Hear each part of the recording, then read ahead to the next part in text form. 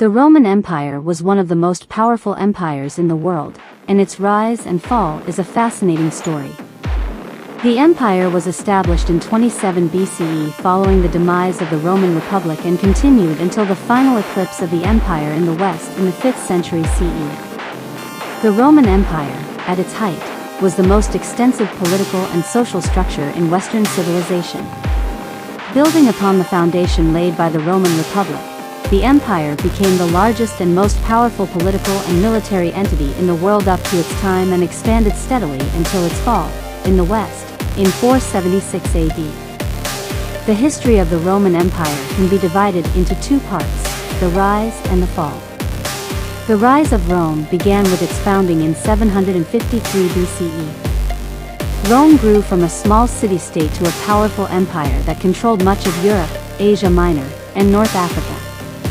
During this time, Rome was ruled by a series of kings, but it was under the Roman Republic that Rome truly began to flourish.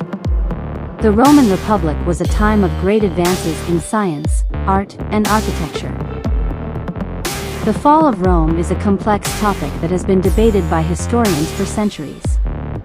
Historian Edward Gibbon selected 476 CE as the date when Odoacer, the Germanic king of the Torsalingi, deposed Romulus Augustulus, the last Roman emperor to rule the western part of the Roman Empire. Gibbon viewed the Roman Empire as a single entity in undeviating decline from the ideals of political and intellectual freedom that characterized classical literature he had read. For him, the material decay of Rome was the effect and symbol of moral decadence. In summary, the rise and fall of Rome is a story about how a small city-state grew into one of the most powerful empires in history only to fall due to moral decadence. It is an important period in world history that has shaped our modern world. Some of the most famous emperors of Rome include 1. Augustus Caesar. He was the first emperor of Rome and ruled from 27 BCE to 14 CE. Augustus is known for his military conquests, administrative reforms, and patronage of the arts. 2. Trajan. He ruled from 98 to 117 CE and is considered one of the greatest emperors in Roman history. Trajan is known for his military conquests, public works, and social welfare programs. 3. Hadrian. He ruled from 117 to 138 CE and is known for his extensive building projects, including the construction of Hadrian's Wall in Britain. 4. Marcus Aurelius.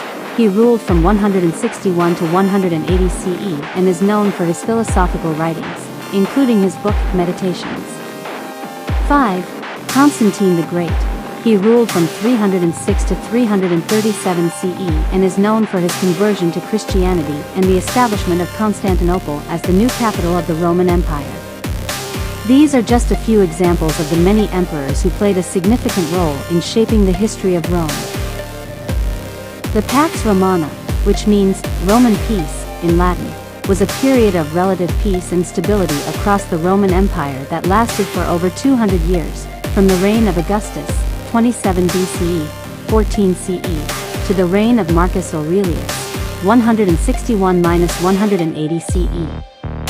During this time, the Roman Empire achieved its greatest territorial extent in AD 117 under Emperor Trajan, and its population reached a maximum of up to 70 million people, which was around 33% of the world's population.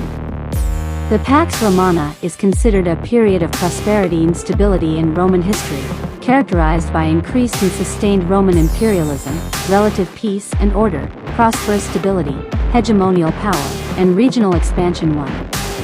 It is also known for its public works and social welfare programs. The Pax Romana began when Octavian, Augustus, defeated Mark Antony and Cleopatra in the Battle of Actium on September 2, 31 BCE and became Roman emperor. It is traditionally dated as commencing with the accession of Augustus in 27 BCE and concluding in AD 180 with the death of Marcus Aurelius, the last of the 5 good emperors. The Pax Romana is considered a miracle because prior to it there had never been peace for so many years in a given period of history. However, it is important to note that peace is not what one finds in its pages. The incipient Pax Romana appeared during the Republic, and its temporal span varied with geographical region as well. Although the standard textbook dates for the Pax Romana are 31 BCE to AD 250, the fact is that the Roman peace was emerging in large regions of the Mediterranean at a much earlier date: Sicily after 210 BCE, the Italian peninsula after 200 BCE, the Po Valley after 190 BCE, most of the Iberian Peninsula after 133 BCE, North Africa after 100 BCE, and forever longer stretches of time in the Greek East. In summary, the Pax Romana was a period of relative peace and stability across the Roman Empire that lasted for over 2 centuries. It was characterized by increased and sustained Roman imperialism, relative peace and order, prosperous stability, hegemonial power, and regional expansion. It is considered a period of prosperity and stability in Roman history. Daily life in ancient Rome was anything but dull. Assuming one could get away from one's civic duties and household chores, there were many activities available to distract and entertain. A trip to the baths was cheap and cheerful, with the chance to catch up on the latest gossip with fellow bathers. The shops of the Forum with their wares from around the Mediterranean world offered a busy and colorful spectacle even if one's purse was a little light. Rarer treats included gladiator battles and animal shows in the amphitheater that most Roman towns possessed, or if there were a circus, thrilling chariot races pulled in the crowds who often violently supported one team against another. Besides all that, there was theater to watch, public executions to leer at, and perhaps best of all, the great religious feasts on public holidays, top amongst which was the role reversal mayhem of Saturnalia. Families were much larger, encompassing extended family and slaves, and everyday life was full of toil and labor too. The Romans were fond of physical exercise, were very religious, and engaged in politics and civil service. Children's daily life in ancient Rome involved attending rudimentary schools or learning from a private tutor. Children played with toys like dolls and played sports. Children of poorer parents would have worked, especially in agriculture. The ancient Mediterranean diet revolved around 4 staples: wheat, olive oil, wine, and barley.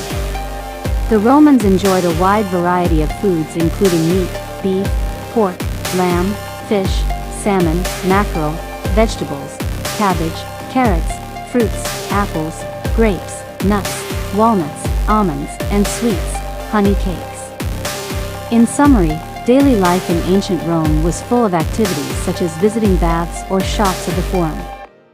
The Romans were fond of physical exercise, were very religious, and engaged in politics and civil service.